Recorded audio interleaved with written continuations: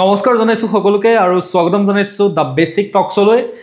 আমি ইতিমধ্যে ভাৰতৰ ভূগোলৰ দুটা তিনটা ক্লাস কৰিলো।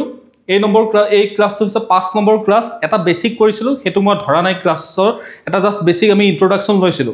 তাৰ পিছতে আমি উত্তৰ ভাৰতৰ পাৰ্বত্য অঞ্চল পঢ়িলো হিমালয়ৰ বিষয়ে। তাৰ পিছতে আমি উত্তৰৰ বিশাল সমভূমি সিন্ধু গংগা ব্ৰহ্মপুত্ৰৰ বিশাল সমভূমি অঞ্চলৰ বিষয়ে পঢ়িলো। এইবাৰ আমি পঢ়িম দক্ষিণৰ মালভূমি অঞ্চল বা দক্ষিণৰ ভাৰতৰ উপদ্বীপীয় মালভূমি অঞ্চল, অৰ্থাৎ পেনিনসুলাৰ যিটো এৰিয়া আছে, অঞ্চল আছে, দা ইণ্ডিয়ান পেনিনসুলাৰ প্লেটু, ভাৰতৰ উপদ্বীপীয় মালভূমি, এই প্ৰাকৃতিক ভাগটোৰ বিষয়ে পঢ়িম। আপোনালোকে পঢ়িবৰ কাৰণে সাজু হৈ যাওক।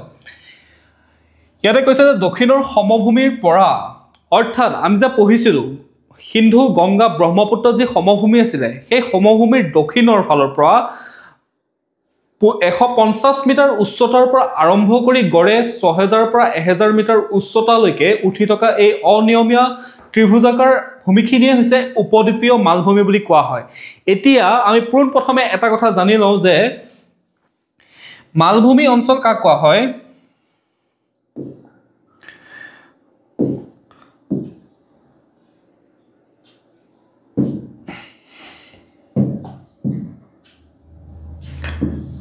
মালভূমি মানে কি হয়? মালভূমি মানে এই শব্দটোৰ প্লেটু শব্দটোৰ অৰ্থ কি হয়? প্লেটু মানে হৈছে চাৰিওকাষে যদি পাহাৰ পৰ্বত থাকে আৰু সেই পাহাৰ পৰ্বতৰ মাজৰ যি সমান উচ্চ ভূমি, সমান অংশ সমান ভূমি, যি সেই ভূমিক কি বুলি কোৱা হয়? মালভূমি বুলি কোৱা হয়। দক্ষিণৰ যি আপোনাৰ এই অঞ্চলখিনি, এই অঞ্চলখিনিৰ কাষে কাষে কি আছে? পৰ্বত পাহাৰ আছে, গোটেই চাৰিওকাষে পৰ্বত পাহাৰ আছে, আৰু সেই পৰ্বত পাহাৰসমূহৰ মাজত যি সমান ভূমি আছে, বিশাল সমান ভূমি আছে, সেই সমান ভূমিখিনিক কি বুলি কোৱা হৈছে? দক্ষিণৰ মালভূমি অঞ্চল বা উপদ্বীপীয় যিটো প্লেটু বুলি কৈছে। আৰু এটা কথা, উপদ্বীপীয় অৰ্থাৎ উপদ্বীপীয় শব্দটোৱে কি বুজায়? ইয়াতে দুটা কথা আপুনি জানিব লাগিব।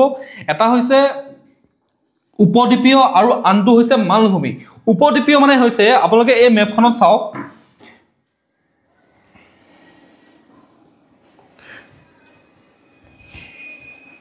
এই মেপখনত চাওক আপোনালোকে, এইখন আমাৰ ভাৰতবৰ্ষ আৰু এই অঞ্চলটো কি বুলি কোৱা হৈছে? উপদ্বীপীয় অঞ্চল বুলি কোৱা হৈছে। এই অঞ্চলটো কি বুলি কোৱা হৈছে? উপদ্বীপীয় অঞ্চল বুলি কোৱা হৈছে। কি কাৰণে উপদ্বীপীয় অঞ্চল বুলি কোৱা হৈছে? ইয়াৰ পূব ফালে, পশ্চিম ফালে, দক্ষিণ ফালে, অৰ্থাৎ তিনিওটা ফালে সাগৰেৰে আগুৰি আছে, আৰু এটা অংশ কি হৈছে? ইয়াৰ ভূমিৰ সৈতে সংযোগ হৈ আছে। তেনেকুৱা অঞ্চলটোক কি বুলি কোৱা হয়? উপদ্বীপীয় বুলি কোৱা হয়। বুজি পাইছে কিয় উপদ্বীপীয় বুলি ক'লে? কোনো এখন ভূমিখণ্ডৰ, কোনো এটা ভূমিখণ্ডৰ যদি তাৰ তিনিওটা ছাইড, যিকোনো তিনিটা ছাইড হ'ব পাৰে, পূব পশ্চিম উত্তৰ বা দক্ষিণ পশ্চিম পূব, যিকোনো তিনিটা ছাইড যদি তাৰ কি হয়? সাগৰেৰে আগুৰি থাকে আৰু এটা অংশহে ভূমিৰ সৈতে সংযোগ হৈ থাকে, সেই তেনেকুৱা ভূমিখণ্ডক কি বুলি কোৱা হয়? উপদ্বীপীয় বুলি কোৱা হয়। যদি চাৰিওকাষে তাৰ সাগৰেৰে আগুৰি থাকিলেহেঁতেন বা পানীৰে আগুৰি থাকিলেহেঁতেন, তেতিয়াহ'লে তাক কি বুলি কোৱা হ'লহেঁতেন? তাক দ্বীপ বুলি কোৱা হ'লহেঁতেন। গম পাইছে? দ্বীপপুঞ্জ বা দ্বীপ বুলি কোৱা হ'লহেঁতেন। বুজি পাইছে? সেইকাৰণে কি বুলি কোৱা হয়? উপদ্বীপীয় বুলি কোৱা হয়। উপদ্বীপীয় বা মালভূমি অঞ্চল, মালভূমিটো বুজি পালে? মালভূমি মানে হৈছে চাৰিওকাষে যদি পৰ্বত পাহাৰ থাকে আৰু সেই পৰ্বত পাহাৰসমূহৰ ওপৰত, অৰ্থাৎ এটা উচ্চ অঞ্চল, প্লেন ভূমি নহয়। এতিয়া গংগা ব্ৰহ্মপুত্ৰ সমভূমি, কিন্তু ইয়াক কিয় মালভূমি বুলি কোৱা হৈছে? ইওতো সমভূমিয়ে হয়।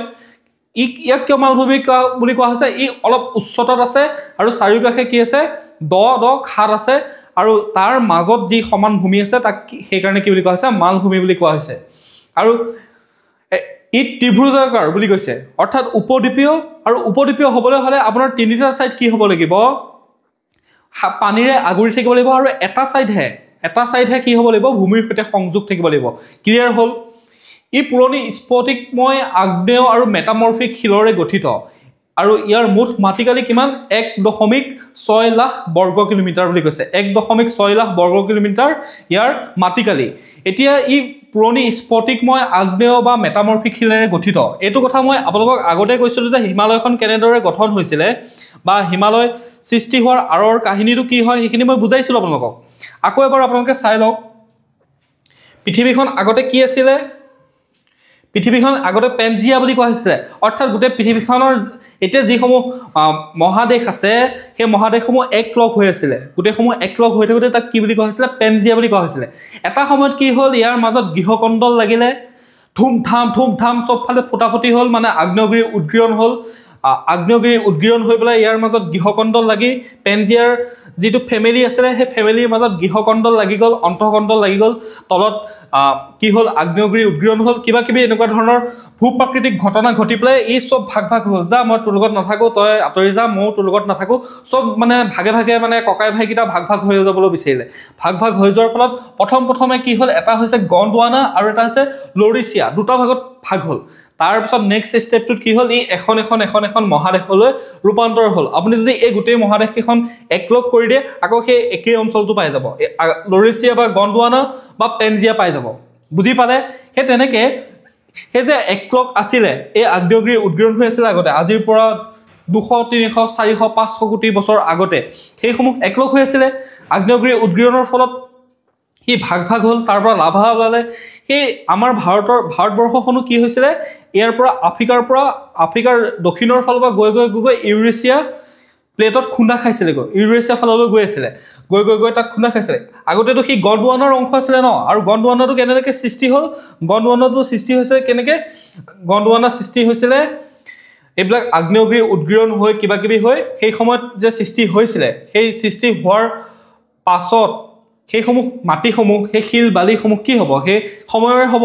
সেইকাৰণে কি বুলি কোৱা হৈছে ইয়াতে, স্ফটিকময় আগ্নেয় আৰু মেটামৰ্ফিক শিলেৰে গঠিত বুলি কৈছে। বুজি পালে? তাৰপিছতে নৰ্মদা নদীয়ে এক ৰিফ্ট উপত্যকাৰ মাজেদি বৈ গৈ এই অঞ্চলক দুটা ভাগত বিভক্ত কৰিছে, উত্তৰত মধ্য উচ্চভূমি আৰু দক্ষিণত ডেকান মালভূমি। অৰ্থাৎ নৰ্মদা যিখন নদী আছে, এইখন হৈছে নৰ্মদা নদী।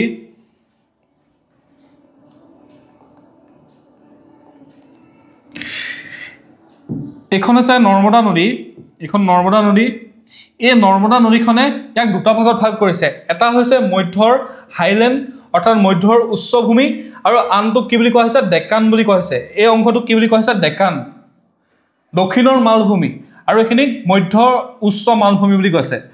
মধ্য ভাৰতৰ উচ্চ মালভূমি আৰু তলৰখিনি কি বুলি কোৱা হৈছে, ডেকান বুলি কোৱা হৈছে। আৰু তাক কোনে ভাগ কৰিছে, নৰ্মদা ৰিভাৰখনে ভাগ কৰিছে।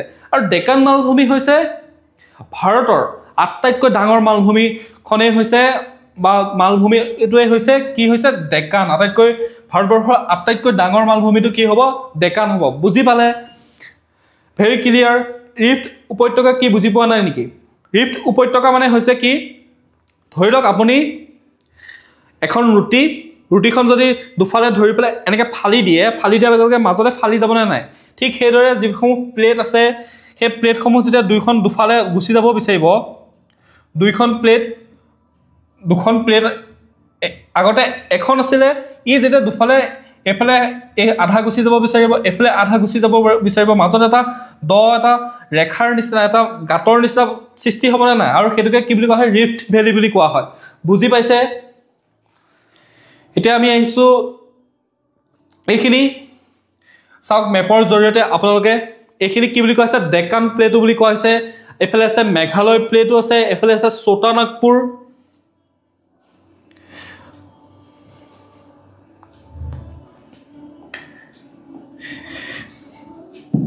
এইটো মেঘালয় বুলি কোৱা হৈছে, এইটো ছোটা নাগপুৰ বুলি কোৱা হৈছে, এইটো ডেকান প্লেটো বুলি কোৱা হৈছে। তাৰপিছত এইটো মালৱা প্লেটো, এনেধৰণে প্লেটোসমূহ মালভূমিসমূহ আছে। ঠিক আছে? তাৰপিছতে ভাৰতীয় উপদ্বীপৰ মালভূমিসমূহ, এই মালভূমিসমূহকে কেইবাটাও ভাগত ভাগ কৰাইছে। এটা হৈছে ধৰি লওক ডেকান মালভূমি, মধ্যৰ হাইলেণ্ড যিটো প্লেটো বুলি কোৱা হৈছে, মধ্যৰ চেণ্ট্ৰেল হাইলেণ্ড অৰ্থাৎ মধ্যৰ উচ্চ মালভূমি। তাৰপিছতে ছোটা নাগপুৰ হওক, ৰাজমহল হওক বা মেঘালয় হওক, সেইসমূহক কি কৰা হৈছে, এটা ভাগত ভাগ কৰা হৈছে। এই ভাগকেইটাও আমি চাই লওঁ আহক। ভাৰতীয় উপদ্বীপৰ মালভূমিসমূহ, মধ্যৰ উচ্চভূমি চেণ্ট্ৰেল হাইলেণ্ড, উচ্চ মধ্যভূমি নৰ্মদা নদীৰ উত্তৰে অৱস্থিত, আৰু মালভূমিৰ এক বৃহৎ অংশ জুৰি আছে। অৰ্থাৎ নৰ্মদা নদীখন, মই কৈছিলোঁ যে আপোনালোকক, নৰ্মদা নদীখন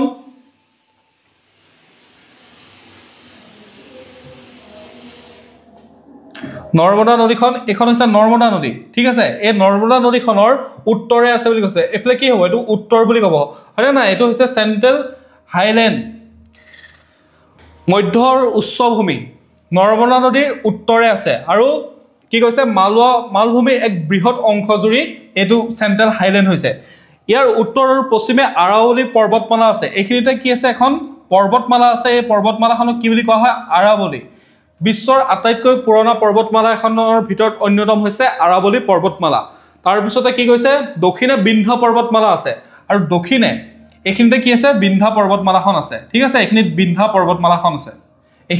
পৰ্বতমালাখন আছে তাৰপিছত ইয়াক মধ্য ভাৰতৰ পাথাৰ বুলিও কোৱা হয় মনত ৰাখিব ডেকান মালভূমি হৈছে নৰ্মদা নদীৰ দক্ষিণে থকা এখন ত্ৰিভুজাকাৰ ভূমি অৰ্থাৎ এই যে দেখিছে এই ত্ৰিভুজাকাৰ এই ভূমিখিনি কি বুলি কোৱা হৈছে ডেকান মালভূমি বুলি কোৱা হৈছে দক্ষিণৰ মালভূমি এইখিনিক কি বুলি কোৱা হৈছে ডেকান মালভূমি বুলি কোৱা হৈছে আৰু এইখিনি আকৃতিটো কেনেকুৱা এটা ত্ৰিভুজৰ নিচিনা এটা ট্ৰায়াংগুলৰ নিচিনা বুজি পাইছে ক্ৰিটেচিয়াছ যুগৰ ফাটৰ পৰা ওলোৱা লাভাৰ প্ৰবাহৰ দ্বাৰা এই মালভূমি গঠিত হৈছে মই যে কৈছিলোঁ সেই আগ্নেয়গিৰিৰ উদগীৰণ হৈছিলে পেনজিয়া আছিলে তাৰপিছতে লৰিচিয়া গণ্ডৱানা হ'ল তাৰপিছত আকৌ ভাগ হ'ল সেই সময়ত যে গণ্ডৱানা বা লৰিচিয়া বা পেনজিয়াৰ সময়ত যে আগ্নেয়গিৰিবিলাক উদগীৰণ হৈছিলে সেই ভূমিৰে কি কৈছে তাৰ দ্বাৰা এই মালভূমিসমূহ তাৰ যিসমূহ লাভা আছিলে আগ্নেয়গিৰি উদগীৰণ হ'লে কি হ'ব ভলকেনিক ইৰাপশ্যন যেতিয়া হয় আগ্নেয়গিৰি যেতিয়া বিস্ফোৰণ হ'লে মাটিৰ তলৰ পৰা মেগমাসমূহ যেতিয়া বাহিৰলৈ ওলাই আহে তাক কি বুলি কোৱা হয় লাভা বুলি কোৱা হয় আৰু সেই লাভাৰে গঠিত হৈছে কি এই মালভূমিসমূহ সেই লাভাৰে গঠিত ইয়াত মহাৰাষ্ট্ৰ মালভূমি কৰ্ণাটকৰ মালভূমি তেলেংগানাৰ ৰায়লসীমা মালভূমি অন্ধ্ৰপ্ৰদেশৰ অন্তৰ্ভুক্ত এইখিনি হৈছে মহাৰাষ্ট্ৰ হওক তেলেংগানা হওক কৰ্ণাটক হওক তাৰপিছতে আপোনাৰ কি বুলি কৈছে ৰায়লসীমা এইসমূহে এই ডেকান মালভূমি গঠিত সাধাৰণ ঢাল পশ্চিমৰ পৰা পূবলৈ অৰ্থাৎ মালভূমিখন কেনেকুৱা জানেনে এই দিশটো যদি পশ্চিম হয় এইটো যদি আপুনি পূব বুলি ধৰি লয় অলপমান এনেকুৱা টাইপ সেইকাৰণে কি হৈছে যোনসমূহ ৰিভাৰ আছে গোদাবৰী হওক কৃষ্ণাই হওক সেই ৰিভাৰসমূহ চাব আপোনালোকে পশ্চিমৰ পৰা বৈ গৈ পূবত তেওঁলোকে বংগোপসাগৰত পৰিছেগৈ অৰ্থাৎ মালভূমিখন অলপ এঢলীয়া টাইপ মানে বুজি পালে মই ধুনীয়াকৈ দেখাইছোঁ এই ছাইডটো যদি আপোনালোকে পশ্চিম বুলি ভাবি লয় এইটো যদি পূব বুলি ভাবি লয় তেতিয়াহ'লে এখন কেনেকুৱা হ'ব অলপমান এঢলীয়া টাইপ বুজি পাইছে পূব ঘাট আৰু পশ্চিম ঘাটে ডেকান মালভূমিৰ পূব আৰু পশ্চিম সীমা নিৰ্ধাৰণ কৰিছে অৰ্থাৎ এইখিনিত কি আছে পশ্চিম ঘাট আছে এফালে পূব ঘাট আছে এইবিলাক হৈছে পৰ্বতৰ পাহাৰৰ এটা সৰু সৰু শাৰী এইবিলাকক কি বুলি কোৱা হৈছে পূব ঘাট আৰু পশ্চিম ঘাট ক্লিয়াৰ তাৰপিছত নেক্সটটো হৈছে মেঘালয় মালভূমি ক'ত আছে এখন হৈছে মেঘালয় মালভূমি আৰু এই মেঘালয় মালভূমি উপদ্বীপীয় মালভূমিৰ মূল ভূখণ্ডৰ পৰা গাৰো আৰু ৰাজমহল ফাকৰ নামৰ এটা ব্যৱধানৰ দ্বাৰা পৃথক হৈ পৰিছে পূবৰ পৰা পশ্চিমলৈ এই মালভূমিত গাৰো খাচী জয়ন্তীয়া পাহাৰ আছে আপোনালোকে জানেনে সেইটো মনত ৰাখিব খাচী জয়ন্তীয়া গাৰো এই তিনিটা পাহাৰ আছে মিকিৰ এইসমূহ ক'ত আছে মেঘালয় মালভূমিত আছে বুন্দেলখন উচ্চভূমি যমুনা নদীখন আছে এইখন ধৰি লওক গংগা নদী বৈ গৈছে গংগা নদীৰ সমান্তৰালকৈ এইখিনিলৈকে উত্তৰ প্ৰদেশৰ এইখিনিলৈকে কি হৈছে যমুনা নদীখন বৈ গৈছে গংগা নদীখনৰ সমান্তৰালভাৱে সেইকাৰণে কি বুলি কৈছে যমুনা নদীৰ দক্ষিণে মধ্য ভাৰত পাথাৰ আৰু বিন্ধ্যা পৰ্বতমালাৰ মাজত অৱস্থিত অৰ্থাৎ মধ্য ভাৰত পাথাৰ আৰু বিন্ধ্যা এইখিনিৰ মাজত অৱস্থিত কি বুলি কৈছে এইখিনিত কি আছে বুলি কৈছে বুন্দেলখন উচ্চভূমি আছে মাৰৱাৰ উচ্চভূমি ই আৰাৱলী পৰ্বতমালাৰ পূবে অৱস্থিত এইখন মই কৈছিলোঁ যে আৰাৱলী পৰ্বতমালাখন এইখন হৈছে মাৰৱা প্লেটু তাৰ পূবে আৰু আৰাৱলী পৰ্বতমালাৰ পূবে অৱস্থিত বিন্ধ্যা যুগৰ বালি মাটি চেল আৰু চূণশিলেৰে গঠিত ছোটানাগপুৰ মালভূমি ছোটানাগপুৰ ক'ত আছে এইখন ছোটানাগপুৰ এইখিনিত আছে কি আছে এইখিনিত পশ্চিমবংগ আছে আৰু কি ষ্টেট আছে সেই গোটেইকেইখন ষ্টেটখিনিত ক'ত পৰে ছোটানাগপুৰ মালভূমিৰ পৰা এই মুখ্যতঃ ঝাৰখণ্ড ছত্তীশগড় আৰু পশ্চিমবংগৰ পৰা পুৰুলীয়া অঞ্চল জুৰি আছে ইয়াৰ মুখ্য গঠন গোণ্ডৱানা শিলৰ স্থানে স্থানে গ্ৰেনাইট নাইচৰ টুকুৰা আৰু ডেকান লাভাৰে আচ্ছাদিত সেই যে কৈছিলোঁ লৰিচিয়া গণ্ডৱানাত আগ্নেয়গিৰি উদগীৰণ হ'ল আৰু সেইসমূহৰ লাভাৰ দ্বাৰা এইসমূহ গঠিত এইসমূহ আজি এদিন দুদিনৰ নহয় বহুত শ কোটি বছৰ আগতে এইবিলাক সৃষ্টি হোৱা বুজি পালে জাষ্ট তেনেকৈ মনত ৰাখি থ'ব উপদ্বীপৰ পাৰ্বত্য শৃংগসমূহ অৰ্থাৎ এই প্লেটোতে এই মালভূমিতে কিছুমান পৰ্বত আছে, সৰু সৰু পৰ্বত আছে, বহুত বেছি ওখ পৰ্বত নহয় হিমালয়ৰ নিচিনা, বহুত পুৰণা পৰ্বত হয়। এই পৰ্বতসমূহ সেই তেতিয়াৰ যুগতে মানে গঠন হোৱা, হয়তো ভূমিকম্পৰ ফলত হৈছিলে বা প্লেট টেকটনিক যিবিলাক হয় তাৰ ফলত এই পৰ্বতসমূহৰ সৃষ্টি হৈছিলে। আৰু এই পৰ্বতসমূহ এখন হৈছে আৰাৱলী পৰ্বত। আৰাৱলী পৰ্বতখন হৈছে আটাইতকৈ পুৰণা পৰ্বতমালা। এইখন হৈছে বিশ্বৰ আটাইতকৈ পুৰণি ভংগিল পৰ্বতমালা। এইখন হৈছে আৰাৱলী, চাই লওক, এইখন হৈছে আৰাৱলী। দিল্লীৰ পৰা ই গুজৰাটৰ পালনপুৰলৈ উত্তৰ পূবৰ পৰা দক্ষিণ পশ্চিম দিশত বিস্তৃত। ই এটা অৱশিষ্ট পৰ্বতৰ উদাহৰণ, অৰ্থাৎ ইমান শ শ বছৰ আগতে সৃষ্টি হোৱা এটা পৰ্বত, সেই পৰ্বতটোত আজি হাজাৰ হাজাৰ বছৰ ধৰি বৰষুণ হৈছে, বতাহ মাৰিছে, ভূমিকম্প আহিছে, অন্যান্য প্ৰাকৃতিক পৰিঘটনাবিলাক হৈছে, সূৰ্যৰ পোহৰ পৰিছে, ই কি হৈছে পৰ্বতসমূহ ক্ষয় গৈছে। বতাহে সেই বতাহ বৰষুণে পৰ্বতবিলাকৰ কি কৰিছে, পৰ্বতবিলাক কাটিছে, পৰ্বতবিলাকৰ কাটি কাটি কাটি কাটি ইয়াক মানে ক্ষয় যোৱাই এতিয়া একদম সৰু হৈ গ'লগৈ, গম পাইছেনে? ই এটা অৱশিষ্ট পৰ্বতৰ উদাহৰণ। উদয়পুৰ আৰু জয়পুৰ উৰ্বৰ অঞ্চলৰ ৰাজস্থান আধা শুষ্ক অঞ্চলৰ পৰা পৃথক কৰে। পিপলিঘাট, বাৰ দেউয়াৰ, দেউৰী দৰাৰে পথ আৰু ৰেলপথৰ যোগাযোগৰ সুবিধা প্ৰদান কৰে। তাৰপিছত আন এটা হৈছে বিন্ধ্যা পৰ্বতমালা। বিন্ধ্যা পৰ্বতমালাখন কোনখন? এইখন হৈছে বিন্ধ্যা পৰ্বতমালা। গংগা নদীখন, এইখন যদি গংগা নদী হয়, গংগা নদীৰ দক্ষিণে এখন কি আছে? বিন্ধ্যা পৰ্বতমালা আছে। আৰু গংগা নদী ব্যৱস্থা আৰু দক্ষিণ ভাৰতৰ নদী ব্যৱস্থাৰ মাজত ই কি কৰে? এইবিলাক হৈছে, এখন হৈছে গংগা নদী, হয়নে নহয়? এখন গংগা নদী, এখন গংগা নদী। আৰু এই গংগা নদীখনৰ এইফালে এইবিলাক হিমালয়ৰ পৰা অহা ৰিভাৰ আছে, এইফালৰ পৰা যোৱা ৰিভাৰবিলাক আছে। আৰু এইফালে আছে এইবিলাক দক্ষিণৰ ৰিভাৰ, কৃষ্ণা, গোদাবৰী, এইবিলাক হৈছে দক্ষিণৰ ৰিভাৰ। এই দুইটা ৰিভাৰ ছিষ্টেমক, এই নদীসমূহক ভাগ কৰা, মাজতে পৃথক কৰি দিয়া পৰ্বতমালাটোৰ নাম কি হৈছে? বিন্ধ্যা পৰ্বতমালা। বিন্ধ্যা পৰ্বতমালাই গংগা নদীৰ যিসমূহ, গংগা নদীখনেই হওক, তাৰ উপনদীসমূহেই হওক, লগতে দক্ষিণৰ যিসমূহ নদী আছে সেই নদীসমূহক ভাগ কৰি দিয়ে। সাতপুৰা পৰ্বতমালা, সাতপুৰা ক'ত আছে? সাতপুৰা আছে এইখন। এই পৰ্বতমালাখন কি বুলি কোৱা হয় চাই লওক, এইখন হৈছে সাতপুৰা। বিন্ধ্যা নদীৰ দক্ষিণে আৰু নৰ্মদা আৰু তাপ্তি নদীৰ মাজত, তাৰ মাজেৰে বিন্ধ্যা নদী, বিন্ধ্যাচল অৰ্থাৎ বিন্ধ্যা পৰ্বতমালা, বিন্ধ্যা নদী নহয়, বা বিন্ধ্যাচল আৰু সাতপুৰৰ মাজেদি দুখন ইম্পৰ্টেণ্ট নদী বৈ গৈছে। সেই দুখন ইম্পৰ্টেণ্ট নদী পশ্চিম দিশলৈ বৈ গৈছে। সেই দুখন ইম্পৰ্টেণ্ট নদী কি হয়? এখন হৈছে নৰ্মদা আৰু আনখন হৈছে তাপ্তি। আমি এই বিষয়ে যেতিয়া ভাৰতৰ নদী ব্যৱস্থাৰ বিষয়ে পঢ়িম তেতিয়া আমি বিস্তৃতভাৱে জানিম। এতিয়া আপোনালোকে খালি থুলমূলকৈ কথাখিনি জানি থৈ দিয়ক। সাতপুৰা বিন্ধ্যাৰ দক্ষিণে নৰ্মদা আৰু তাপ্তি নদীৰ মাজৰ পূব পশ্চিম দিশত বিস্তৃত 7খন পৰ্বতৰ শৃংখলা, সেইকাৰণে সাতপুৰা বুলি কৈছে। ইয়াত ৰাজপিপলা পাহাৰ, মহাদেৱ পাহাৰ, মৈকাল শৃংগ ইত্যাদি অন্তৰ্ভুক্ত। বুজি পালে? এতিয়া আমি আহিছোঁ পূব ঘাট আৰু পশ্চিম ঘাট। পূব ঘাট আৰু পশ্চিম ঘাট ভাৰতৰ এইখন হৈছে ভাৰতৰ দক্ষিণৰ অংশ। দক্ষিণৰ অংশ যিটো পূব ফালে আছে সেইটো পূব ঘাট বুলি কোৱা হয়, যিটো পশ্চিমৰ ফালে আছে পশ্চিম ঘাট বুলি কোৱা হয়। চিম্পুল কথা। সেইফালে পূব ফালে থকা অংশটোক পূব ঘাট, পশ্চিমৰ ফালে থকা অংশটোক কি বুলি কোৱা হয়? পশ্চিম ঘাট বুলি কোৱা হয়। পূব ঘাট এয়া অবিচ্ছিন্ন আৰু নিম্ন উচ্চতাৰ পাহাৰৰ শাৰী। মই কৈছোঁ হিমালয়ৰ নিচিনা ইয়াত উচ্চ উচ্চ পাহাৰ পৰ্বতবিলাক নাই। ইয়াতে পাহাৰবিলাক হৈছে সৰু সৰু পাহাৰ, কম কম উচ্চতাৰ পাহাৰ শাৰী, যিবোৰ মহানদী গোদাবৰী, কৃষ্ণা আদি নদীৰ দ্বাৰা তীব্ৰভাৱে ক্ষয় গৈছে। এইখিনিত যদি পাহাৰবিলাক থাকে, এইখিনি হৈছে পাহাৰবিলাক হৈছে, এইটো হৈছে কি বুলি কোৱা হৈছে? পূব ঘাট বুলি কোৱা হৈছে। এইবিলাক হৈছে পাহাৰ শাৰী। নদীবিলাক যেতিয়া এফালেদি বৈ বৈ যাব, নদীবিলাকৰ মোহনা ক'ত আছে? দক্ষিণৰ বেছিভাগ নদীৰ মোহনা ক'ত আছে? মোহনা মানে হৈছে নদীৰ মুখ। নদীখন গৈ পেলাই য'ত পৰিছেগৈ তাকে কি বুলি কোৱা হৈছে? মোহনা বুলি কৈছে। বংগোপসাগৰ পৰিছে, পাহাৰবিলাকৰ মাজে মাজে বৈ গৈছে, বৈ গৈ এইবিলাক কি কৰিছে? সেই পাহাৰসমূহক কি কৰিছে? তীব্ৰভাৱে নদীয়ে ক্ষয় যোৱাই পেলাই সৰু সৰু কৰি পেলাইছে। তাপ্তি নদীৰ উপত্যকাৰ দক্ষিণৰ পৰা কন্যাকুমাৰীলৈকে, অৰ্থাৎ তাপ্তি নৰ্মদাৰ দক্ষিণৰ পৰা, এখন যদি নৰ্মদা হয়, এখন যদি তাপ্তি হয়, তাৰ দক্ষিণৰ পৰা কন্যাকুমাৰীলৈকে, ইয়ালৈকে কন্যাকুমাৰীলৈকে কি কৈছে? আছে এইখিনি বিস্তৃত। কিছুমান গুৰুত্বপূৰ্ণ পৰ্বতশাৰী হ'ল জাভাদি, পাহাৰ, ভেলিকুণ্ডা শৃংগ, নাল্লামালাই পাহাৰ, মহেন্দ্ৰগিৰি পাহাৰ আৰু সৰ্বোচ্চ শৃংগটো ইষ্টাৰ্ণ ঘাটৰ সৰ্বোচ্চ পৰ্বতটোক কি বুলি কোৱা হয়, পাহাৰটোক কি বুলি কোৱা হয়, মহেন্দ্ৰগিৰি।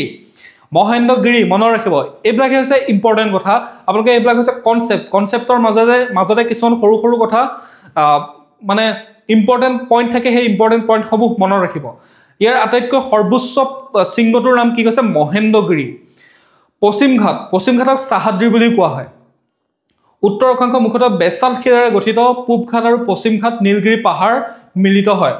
এইটো হৈছে পূব ঘাট, এইটো হৈছে পশ্চিম ঘাট, আৰু এই দুইটা ঘাটক মিল কৰা এইখিনিতে কি আছে, নীলগিৰি পাহাৰ আছে। নীলগিৰি পাহাৰখনে দুইটা ঘাটক সংযোগ কৰে। বুজি পালে? তিনিটা গুৰুত্বপূৰ্ণ ইয়াত পাছ আছে। থালঘাট মুম্বাই আৰু পুনেৰ মাজত, পালঘাট পালাক্কাড আৰু কোয়েম্বাটুৰৰ মাজত, ভেৰাঘাট মুম্বাই আৰু নাছিকৰ মাজত। গিৰিপথ মানে কি আগতে মই বুজাই থৈ আহিছিলোঁ আপোনালোকক। ঘাট অৰ্থাৎ গিৰিপথ মানে হৈছে পৰ্বতৰ মাজত, দুটা ডাঙৰ ডাঙৰ পৰ্বতৰ মাজত থকা এটা সৰু পথ, এটা সংকীৰ্ণ পথ, যি পথে দুটা অঞ্চলক সংযোগ কৰে। দুটা ডাঙৰ পৰ্বতৰ মাজত থকা এটা সংকীৰ্ণ পথ, যি পথে দুটা বৃহৎ অঞ্চলক বা দুটা অঞ্চলক সংযোগ কৰে, তাকে কি বুলি কোৱা হয়, গিৰিপথ বুলি কোৱা হয়। স্থানীয় নাম মহাৰাষ্ট্ৰত চাহাদ্ৰী, কৰ্ণাটক আৰু তামিলনাডুত নীলগিৰি, কেৰালাত আন্নামালাই আৰু ইলাচি কাৰ্ডামম পাহাৰ। সৰ্বোচ্চ শৃংগটো হৈছে আন্নাইমুদি শৃংগটো হৈছে পশ্চিম ঘাটৰ আটাইতকৈ উচ্চ পৰ্বতটোক কি বুলি কোৱা হয়, আন্নাইমুদি বুলি কোৱা আছে। মনত ৰাখিব, পূব ঘাটৰ আটাইতকৈ উচ্চ পৰ্বতটো কি আছিলে, পূব ঘাটৰ আটাইতকৈ উচ্চ পৰ্বতটো আছিলে মহেন্দ্ৰগিৰি, আৰু পশ্চিম ঘাটৰ আটাইতকৈ উচ্চ পৰ্বতটোৰ নাম কি বুলি কোৱা হৈছে, আন্নাইমুদি। আৰাৱলীৰ আটাইতকৈ উচ্চ পৰ্বতটোৰ নাম কি হৈছে, গুৰু শিখৰ। মনত ৰাখিব, আৰাৱলীৰ আটাইতকৈ উচ্চ পৰ্বতটোক কি বুলি কোৱা হয়, গুৰু শিখৰ বুলি কোৱা হয়। সেইটো 1500 মিটাৰমান, 1500 এনেকুৱা ওখ হ'ব। বুজি পালে? আৰু হিমালয়ৰ আমাৰ ভাৰতৰ ভূমিত থকা হিমালয়ৰ আটাইতকৈ উচ্চ পৰ্বতটোক কি বুলি কোৱা হয়, K2, গডউইন আষ্টিন। বুজি পালে? Very clear. কনচেপ্ট ক্লিয়াৰ হৈছে? কনচেপ্ট ক্লিয়াৰ নহ'লে আপোনালোকে মোক কমেণ্টত সুধিব, ঠিক আছে, কি বুজি পোৱা নাই বা কেনেধৰণে পঢ়ালে বা কেনেধৰণে বুজালে আপোনালোকে বস্তুবিলাক বুজি পায়, মই তেনেধৰণে ক'বৰ কাৰণে চেষ্টা কৰিম। পূব ঘাট আৰু পশ্চিম ঘাটৰ মাজৰ এটা পাৰ্থক্যটো জানি লওক। পূব ঘাট অৱস্থান হৈছে ডেকান মালভূমিৰ পূবে আৰু ডেকান মালভূমিৰ পশ্চিমে। পশ্চিম ঘাট পশ্চিমে থাকিব, পূব ঘাট পূবে থাকিব। পূব উপকূলৰ সমান্তৰালভাৱে, অৰ্থাৎ পূব উপকূল, আমাৰ যি উপকূলীয় অঞ্চল আছে, সাগৰৰ কাষৰ যিটো অঞ্চল আছে, সেই অঞ্চলৰ পূব উপকূলৰ সমান্তৰালভাৱে কি আছে, পূব ঘাট আছে। পশ্চিম উপকূলৰ সমান্তৰালভাৱে কি আছে, পশ্চিম ঘাট আছে। আটাইতকৈ সহজ কথা, পূব উপকূলৰ সমান্তৰালভাৱে কোৰমণ্ডল বুলি কোৱা হয়, পশ্চিম উপকূলৰ ফালে থকাবিলাকক কংকান, মালাবৰ, ঠাই বিশেষে এইখিনিক কংকান বুলি কোৱা হয়, এইখিনিক মালাবৰ বুলি কোৱা হয়, এইখিনিক কোৰমণ্ডল বুলি কোৱা হয়, এনেধৰণে নাম দিয়া হৈছে। প্ৰধান নদীসমূহ মহানদী, গোদাবৰী, কৃষ্ণা আৰু কাবেৰী। যিসমূহ পূব ঘাটৰ প্ৰধান নদী হৈছে সেইসমূহ হৈছে মহানদী, গোদাবৰী, কৃষ্ণা আৰু কাবেৰী, আৰু পশ্চিম ঘাটৰ প্ৰধান নদীসমূহ হৈছে নৰ্মদা, তাপ্তি, সাবৰমতী আৰু মাহী। এই নদীবিলাক গৈ পেলাই ক'ত পৰিছে, আৰৱ সাগৰত পৰিছে। নৰ্মদা, তাপ্তি, সাবৰমতী, মাহী এইবিলাক গৈ পেলাই ক'ত পৰিছে, আৰৱ সাগৰত পৰিছে। মহানদী, গোদাবৰী, কৃষ্ণাই এইবিলাক ক'ত পৰিছে, এই নদীবিলাক ক'ত পৰিছেগৈ, কাবেৰী এইবিলাক গৈ পেলাই পূব ঘাটত পৰিছে। পূব ঘাটত অৰ্থাৎ বংগোপসাগৰত পৰিছে। বুজি পালে? সৰ্বোচ্চ শৃংগ মহেন্দ্ৰগিৰি পূব ঘাটৰ কৈছোৱে, পশ্চিম ঘাটৰ হৈছে আন্নাইমুদি। এইবিলাক সুধি থাকে, মনত ৰাখিব। ধাৰাবাহিকতা অবিচ্ছিন্ন নহয়, অধিক ক্ষয়প্ৰাপ্ত, অৰ্থাৎ সেই পাহাৰসমূহৰ মাজে মাজে নৈবিলাক বৈ গৈছে আৰু নৈবিলাকৰ পানীয়ে সেই পাহাৰসমূহ কাটি কাটি বতাহ, বৰষুণে, বিভিন্ন প্ৰাকৃতিক কাৰণত সেই পাহাৰসমূহ ক্ষয় গৈছে। আৰু যিসমূহ পশ্চিম ঘাটৰ, এইসমূহ হৈছে ধাৰাবাহিক, উচ্চ আৰু কম ক্ষয়প্ৰাপ্ত, কাৰণ সেইফালে ইমান নদী বৈ যোৱা নাই। বুজি পালে? এতিয়া আমি MCQ সলভ কৰিম। আপোনালোকে যদি এতিয়াও আমাৰ চেনেলটো ছাবস্ক্ৰাইব কৰিবলৈ পাহৰি গৈছে, অনুগ্ৰহ কৰি চেনেলটো ছাবস্ক্ৰাইব কৰি পেলাই আমাৰ চেনেলটোৰ সৈতে সংযোগ হৈ থাকক। আমি এনেধৰণৰ ইম্পৰ্টেণ্ট টপিকসমূহ সদায় আলোচনা কৰি গৈ থাকিম। তাৰ বাবে পৰীক্ষাৰ যদি প্ৰস্তুতি চলাই আছে তেতিয়াহ'লে চেনেলটো ছাবস্ক্ৰাইব কৰি ল'ব। ভাৰতীয় উপদ্বীপীয় মালভূমিৰ মুঠ মাটিকালি প্ৰায় কিমান বুলি সুধিছে। ভাৰতীয় উপকূলৰ উপদ্বীপীয়, উপকূল আহিছে, নেক্সটটো আমি উপকূল পঢ়িম যিহেতু। উপদ্বীপীয় মালভূমিৰ মুঠ মাটিকালি কিমান পাইছোঁ, 1.6 লাখ স্কোয়াৰ কিলোমিটাৰ 1.6 লাখ বৰ্গ কিলোমিটাৰ হৈছে ভাৰতৰ উপদ্বীপীয় মালভূমিৰ মুঠ মাটিকালিৰ পৰিমাণ নেক্সট প্ৰশ্নটো দিছে যে উপদ্বীপীয় মালভূমিক দুটা ভাগত বিভক্ত কৰা নদীখন কি যি উপদ্বীপীয় মালভূমি আছে সেই উপদ্বীপীয় মালভূমিক দুটা ভাগত এটা হৈছে মধ্যৰ উচ্চ মালভূমি আনখিনি হৈছে দক্ষিণৰ যেটো ট্ৰায়াঙ্গল শেপত আছে সেইখিনি হৈছে দক্ষিণৰ মালভূমি আৰু তাক ভাগ কৰা নদীখন হৈছে নৰ্মদা নৰ্মদা নদীখন পূবৰ পৰা পশ্চিমলৈ বৈ গৈ আৰৱ সাগৰত পৰিছে ক্লিয়াৰ অপচন নম্বৰ সি অপচন নম্বৰ এ এক নম্বৰটো অপচন নম্বৰ এ দুই নম্বৰটো অপচন নম্বৰ সি তাৰপিছত নেক্সট হৈছে নৰ্মদা নদীৰ উত্তৰে থকা মালভূমিখনৰ নাম কি বা মালভূমিটোৰ নাম কি নৰ্মদা নদীৰ উত্তৰে কি আছে নৰ্মদা নদীৰ উত্তৰে থকা মালভূমিটো কি আছিল কি পাইছিল নৰ্মদা নদীৰ উত্তৰে থকা মালভূমিটো চেন্ট্ৰেল হাইলেণ্ড অৰ্থাৎ মধ্যৰ উচ্চভূমি অপচন নম্বৰ বি 4 নম্বৰটো হৈছে ডেকান মালভূমিৰ মূল শিল কি ডেকান মালভূমিৰ মূল শিল কি হ'ব সেইসমূহ হ'ব গ্ৰেনাইট বা নাইস বা গ্ৰেনাইট এইবিলাকক কি বুলি কোৱা হয় ডেকান মালভূমিৰ মূল শিল এইবিলাক হৈছে আগ্নেয়গিৰি উদ্গীৰণ হৈ লাভাৰ পৰা হোৱা শিল আগ্নেয় শিল তাৰ পিছত ৰূপান্তৰিত হৈ এনে ধৰণৰ শিলসমূহ সৃষ্টি হয় 5 নম্বৰ প্ৰশ্নটো লৈছো ডেকান মালভূমিৰ সাধাৰণতে ঢাল কোনফালে আছে কি কৈছিলো মই ডেকান মালভূমিৰ ঢাল কোনফালে আছে ডেকান মালভূমিৰ ঢাল কোনফালে আছিল ডেকান মালভূমিৰ ঢাল আছিল পশ্চিমৰ পৰা পূবলৈ অপচন নম্বৰ বি বুজি পালে অপচন নম্বৰ বি তলত দিয়া পশ্চিম ঘাটৰ সৰ্বোচ্চ শৃংগটো কি আছিল পশ্চিম ঘাটৰ সৰ্বোচ্চ শৃংগটো কি কৈছিলো পূব ঘাটৰ সৰ্বোচ্চ শৃংগটো হৈছে মহেন্দ্ৰগিৰি পশ্চিম ঘাটৰ সৰ্বোচ্চ শৃংগটো কি হ'ব আৰাৱলীৰ সৰ্বোচ্চ শৃংগটো কি হয় গুৰু শিখৰ তেন্তে পশ্চিম ঘাটৰ শৃংগটো হৈছে আন্নাইমুদি বুলি কোৱা হয় ক্লিয়াৰ বুজি পাইছেনে নাই কৈ যাব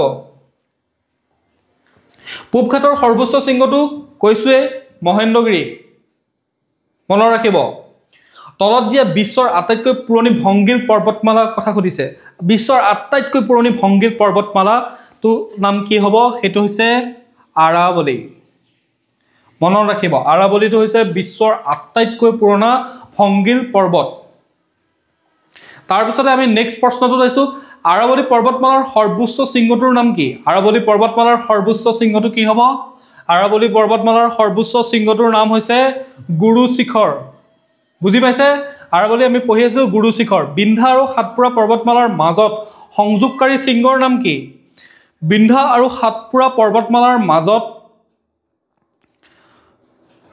সংযোগকাৰী শৃংগটোৰ নাম কি হৈছে সেইটো হৈছে মৈকাল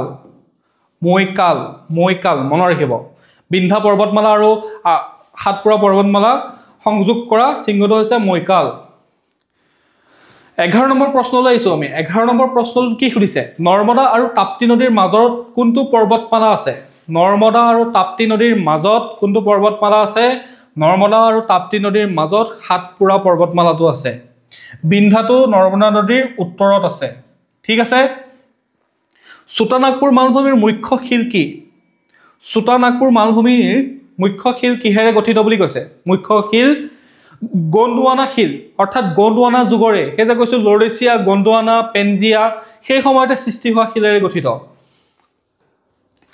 ক্লিয়াৰ তাৰ পিছত আমি আহিছো 13 নম্বৰ প্ৰশ্ন মেঘালয় মালভূমি মূল উপদ্বীপীয় মালভূমিৰ পৰা পৃথক কৰা ফাকটোৰ নাম কি হেতু কি হ'ব নৰ্মদা ফাক হ'ব জানো কেতিয়াও নহয় ইয়াতে এটা শব্দ পাইছো আমি পালঘাট থালঘাট এইবিলাক নহয় গাৰু শব্দটো পাইছো গাৰু শব্দটো কি হয় মেঘালয়ত মিলি আছে হেতু হৈছে ৰাজমহল ফাক মনত ৰাখিব ৰাজমহল ফাক 14 নম্বৰ প্ৰশ্ন পশ্চিম ঘাটৰ তিনিটা গুৰুত্বপূৰ্ণ পাছৰ ভিতৰত তলত দিয়া কোনটো নহয় পশ্চিম ঘাটত থকা গুৰুত্বপূৰ্ণ থালঘাট পালঘাট এইবিলাক যে পাইছিলো তাৰ ভিতৰত কোনটো নহয় সুধিছে হেতু হৈছে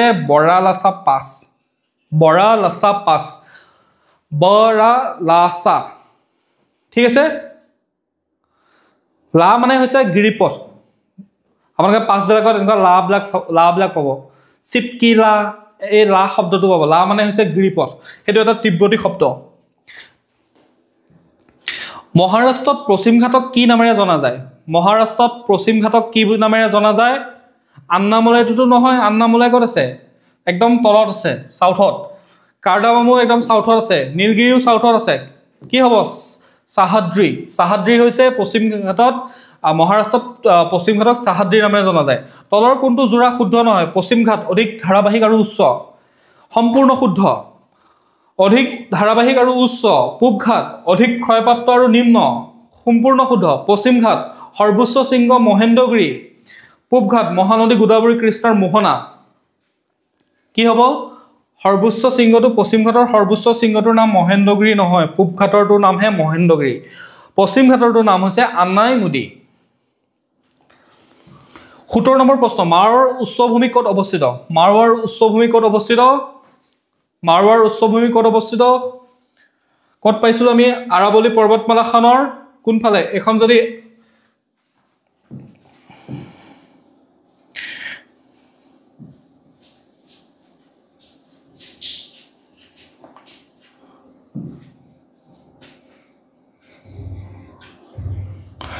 এইখিনিত কি আছে?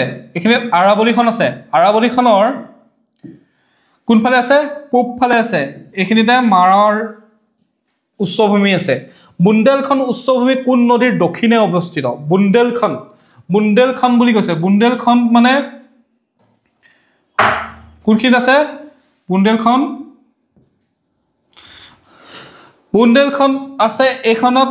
এইখিনিত গংগা নদীখন এনেধৰণে বৈ গৈছে। গংগা নদীৰ সমান্তৰালকৈ কি বৈ গৈছে? যমুনা নদী। যমুনা নদীখনৰ দক্ষিণে বুলি কৈছে বুন্দেলখন। অথনি কি পাইছিলোঁ? আৰাৱলী পৰ্বতমালাৰ পূবে চেণ্ট্ৰেল যিটো উচ্চভূমি আছে, চেণ্ট্ৰেল হাইলেণ্ড আছে, তাৰ ওপৰত আৰু যমুনা নদীৰ দক্ষিণে এইখিনিত কি আছে? বুন্দেলখন আছে। শুদ্ধতৰ কি হ'ব? যমুনা। পশ্চিম ঘাট আৰু পূব ঘাট ক'ত মিলিত হয়? Very simple answer. Simple question, simple answer. কি হ'ব? পশ্চিম ঘাট আৰু পূব ঘাটৰ সংযোগ কৰা য'ত মিলিত হয় সেইটো কি বুলি কোৱা হয়? সেইটো কোৱা হয় নীলগিৰি। নীলগিৰি পাহাৰত মিলিত হৈছে। ভাৰতৰ সৰ্ববৃহৎ মালভূমি কোনটো? সৰ্ববৃহৎ মালভূমি কোনটো? এইটো আপোনালোকে কওক, কমেণ্টত লিখিব। সৰ্ববৃহৎ মালভূমি কোনটো হয় কমেণ্টত লিখিব। আৰু আজিৰ ক্লাছটোৰ আমি ইমানখিনিয়ে মূল কথা আছিলে। তো ভিডিঅ'টো চোৱাৰ বাবে বহুত বহুত ধন্যবাদ। লগতে চেনেলটো যদি ছাবস্ক্ৰাইব কৰা নাই, অনুগ্ৰহ কৰি চেনেলটো ছাবস্ক্ৰাইব কৰি ল'ব। লগতে নটিফিকেশ্যন বেল আইকনটো প্ৰেছ কৰি ৰাখিব যাতে প্ৰতিদিনে ক্লাছৰ আপডেটসমূহ আপোনালোকে পাই থাকে। এনেকুৱা ধৰণৰ ইম্পৰ্টেণ্ট টপিকসমূহ লৈ আমি ক্লাছসমূহ কৰি যাম। Thank U.